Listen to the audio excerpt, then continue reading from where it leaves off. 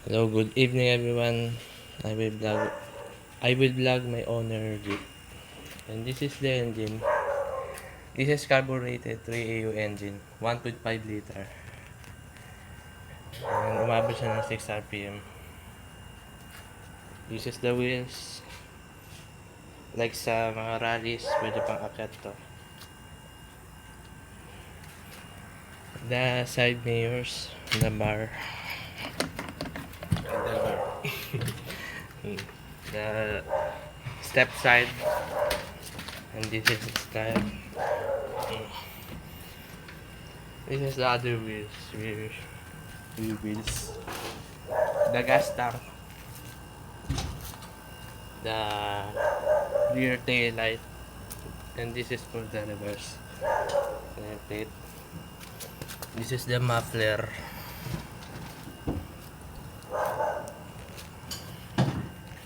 And this is the extra reserve wheel.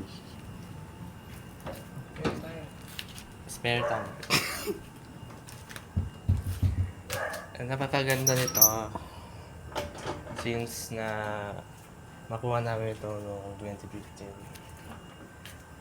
Napakasaya ko nung nakuha ko to. Namin to. Ito yung first na sinakyan ko, may masakyan na kasi for iipon pa ito muna trabaho.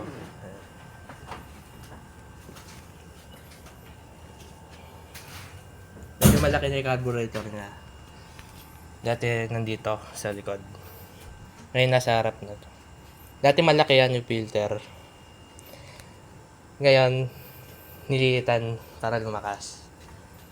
Tsaka yung fan niya, hindi siya directed sa engine.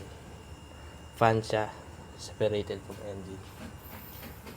Kaya walang bugay ito na init. Ayan, napakalamig ng fan. The filter, pampalakas din. Red filter. Toyota 3AU.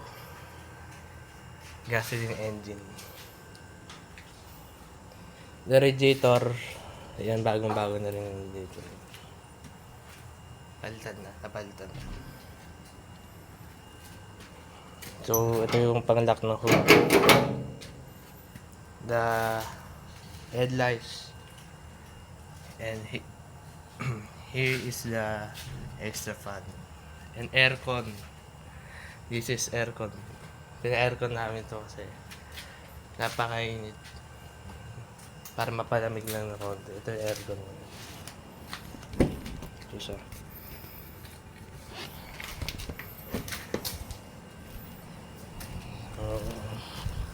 Rear. Ito siya.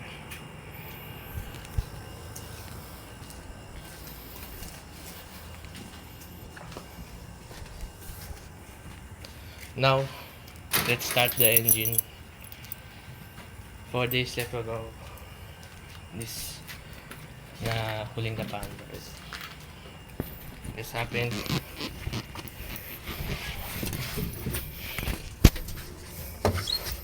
Pamatay gas para surahan na siya.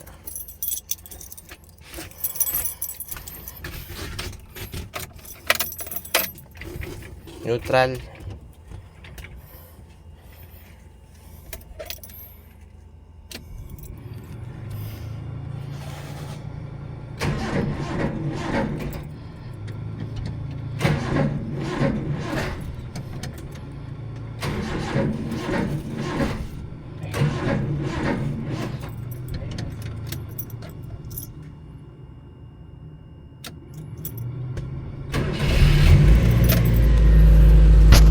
Let's gas. And bitawan mo. And 5-speed manual transmission.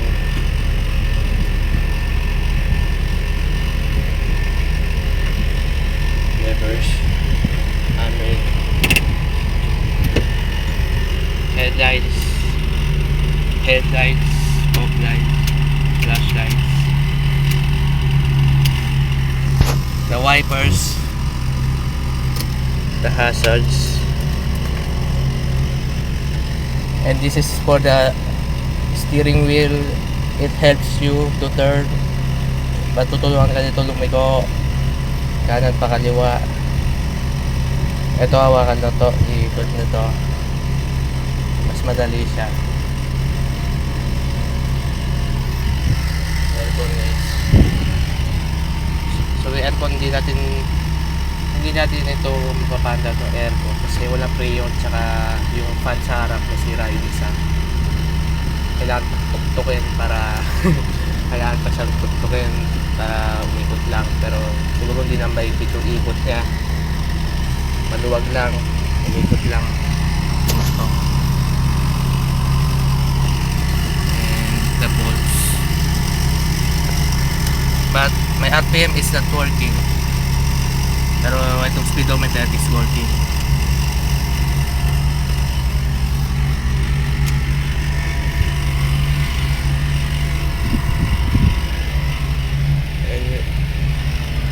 On the lights, and this is the rear seat.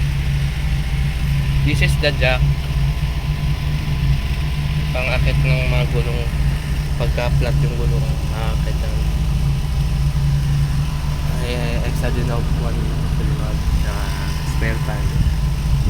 May radyo din siya guys, dahil nakatago siya sa ilalim. This is the mid seat for kids. Nung bata ako guys, dito ako nakaupo since I was 5 years old. I'm here. And then kinuha namin ito saktong budget na. So yung unang may-ari nito, sabi niya may tama yung carburetor, kaya mataas lang yung idle dito. So, kumbaga, ito, kita ba guys, madilim. Ito, kumbaga nakababa siyang ganyan, nakataas siya. Medyo matakot sa gasolina. Tapos pag binaba yung idle guys, manginginig siya. Yun yung sanay na problema sa idle dead ba guys. Nasagad, pero ngayon gawa siya, nagkaroon siya, goods na kung makita yun.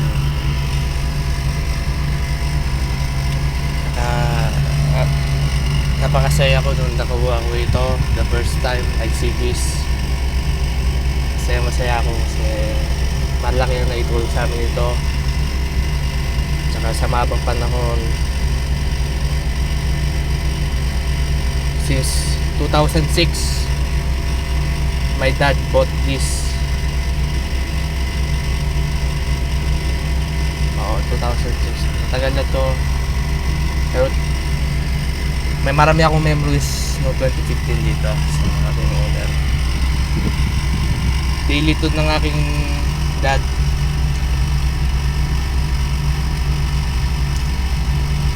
Saka di naman to pinapainit pag mataas ang idle. So baba tayo guys, silipin natin yung engine.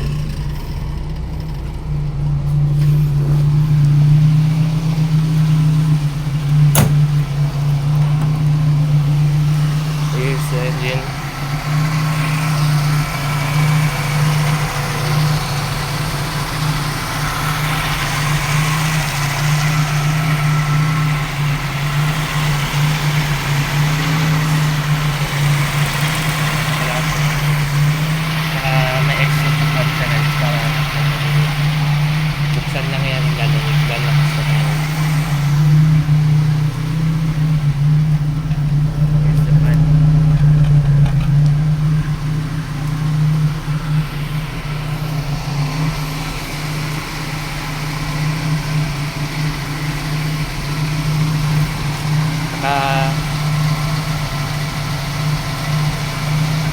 Napakasaya ng loob ko nung nakuha ko.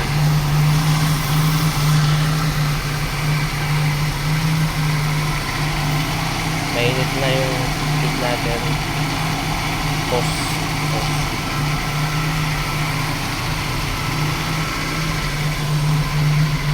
Let's set this. rep.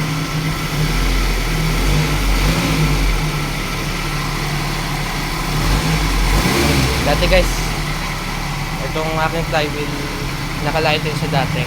Ay, naka-original flywheel siya dati. So matagal siya bumaba. So medyo matako siya sa gasolina. May lighten siya kasi ito medyo nalubog ito eh. Pero inayos naman. Mga spark plugs pinatuyo siya.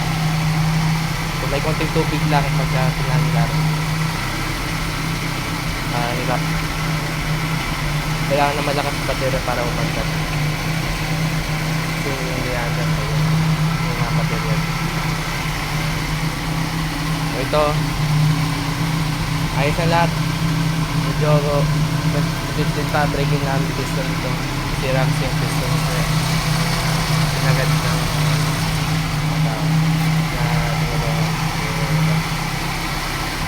ngayon goods na goods na ito. Yun lang na ito laging gagamitin kasi ngayong panahon eh, napakainit.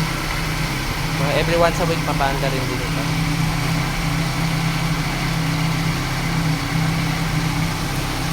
Okay na.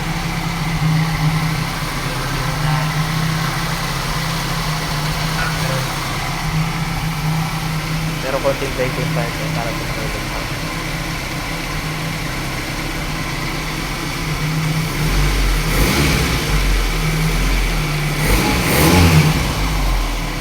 Mas malakas siya kung naka-lighten. Mas magaan. Mas maayos ang takbo.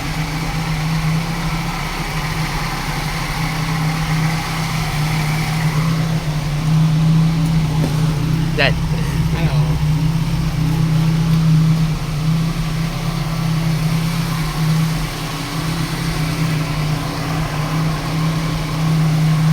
Yung mga ibang owner kasi guys, actually talaga yung mga gulong nila maliliit na talaga. Pero dahil gusto ng mga kaibigan ng dad ko, malaki nito. Ayan. Ito malaki siya. Pang desert siya guys. So pinag-desert to, medyo matamaan lang yung radiator. Kasi doon talagang bababalaho ka dun sa desert pagka hindi all-wheel drive. Bumabalahaw yung gulong. Nasira siguro ng idea nito, nasasagad dun. Nasasagad dito dun sa desert eh.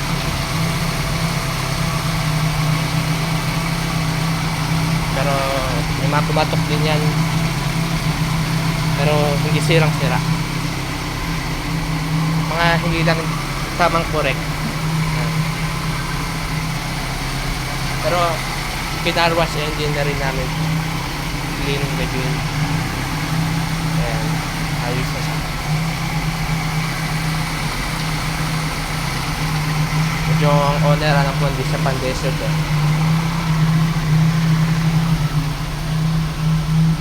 Pero na-desert. Pero sinakaya ito sa park.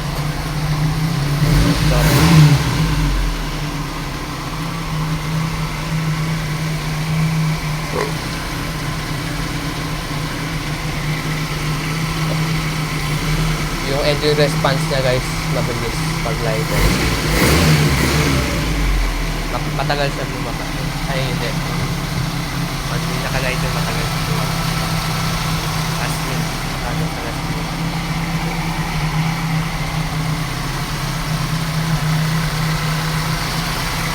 Pag yung naka-lighten ko guys, pag sinasala masyado wala pa na pero hindi silang sila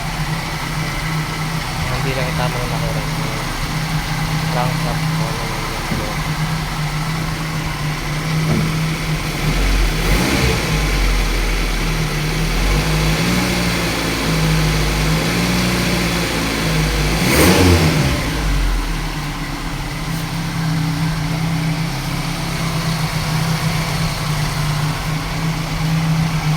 Ito guys, repaint to yung alternator sa aircon yan siya. Sabit na ito panintard na nasa likod yan yung Tsaka mas kargado ng andar niya ngayon. Dating na ano to birit talaga to. Nakabuelo ito.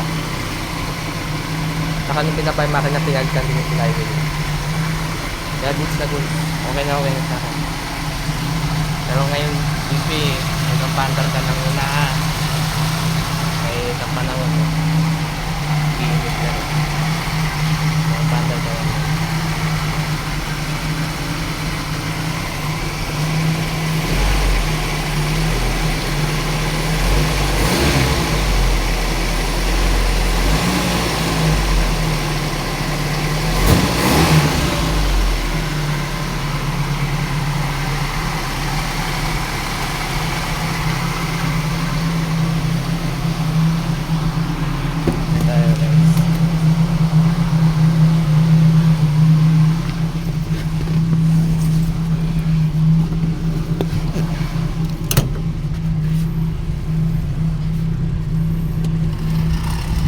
Extra electric fan guys. Yan sa likod din meron yung electric fan.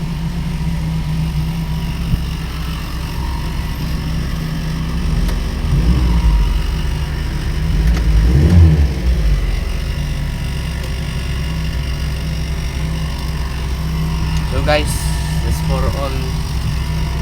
Thank you for watching.